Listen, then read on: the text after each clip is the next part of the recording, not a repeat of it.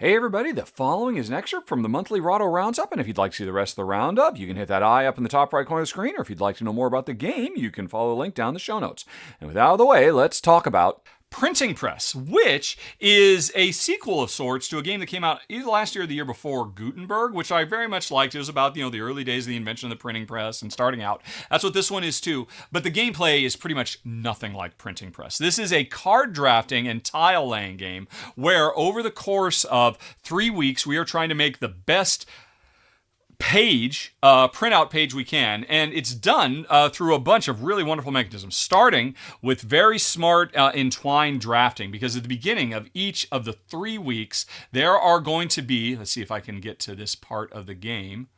Oh, where is it? Yeah, there is going to be a set of 3 frames and 3 goal cards, and everybody's going to pick a frame and a goal, and then they're going to spend several turns drafting all these little strips, trying to get the right ones, laying them out. So let's jump back a little bit, because here's a play that my wife and I did. It's not available publicly, but if you're a supporter of the show, thank you very much for supporting the show. You can watch me and Jen play this. So you're trying to stack these little 1x3 steps to fulfill whatever the objective is, not only of the objective card you got, but also the objectives on the frame itself. So every round you've got 1, 2, 3, 4 different objectives, and you only have a few rounds of drafting these strips, trying to get them to lay over, sometimes covering up icons you thought you needed with other icons you needed more, trying to fill those goals. And using your own special little 1x1s, or if you end up drafting a card you can't use, dumping it to turn it into more little 1x1s to be able to, patch a hole that you couldn't quite get. And then eventually at the, whatever kinds of crazy mixed up, sloppy page it looks like you've made, eventually, once all the drafting is done, you then surround it with your frame, and it's only the 3x3 that's in the frame that you actually score, and everything hanging out over the edge doesn't matter. It gets snipped off. It's freaking cool. Jen and I really enjoyed this game a lot. It was a lot of fun.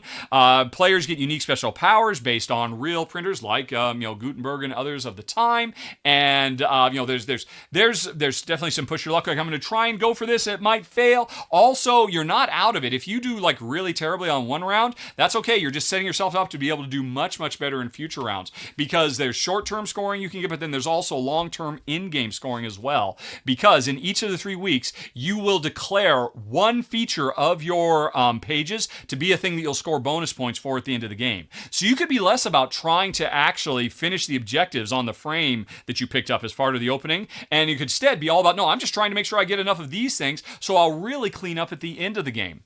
It's got a lot going on. My only real complaint about it, I would have changed one rule. If you're trashing a tile to be able to get another little 1x1, you draw a blind from the bag and you got to place it right then. I don't understand why that is. I don't understand why we can't draw from the bag and say, yeah, I'll hold on to this until I need it, because maybe I'll draw something I don't like. I would almost be inclined to house rule it, and maybe, this probably would push up at least one more space, maybe 2 more spaces in my overall, if we were not required to use those tiles the moment that we trash a drafted card and we say, oh, give me the tiles, and oh, I don't like this one either. Great. But I would be super happy if, but I'll use this later. This will definitely come in handy later. You can still use them for just increasing your speed and efficiency. So it's okay. I don't complain too much, but it could have been even a tiny bit better and made it a tiny bit richer. But even still, I'm super impressed. Number 6 of the month, easily. A lot of fun, but could have been even better with a slight tweak, is Printing Press. And thanks for watching, folks. If you enjoyed it, please like and subscribe. It makes a huge difference, believe me. But with that out of the way, if you'd like to see some more, over on the left, you can find a playlist of a whole bunch more Rahdo Rapid reviews. Up in the top right, there's the latest thing that's been added to the channel. And in the bottom right, you've got something YouTube recommends. Okay, folks, thanks for watching.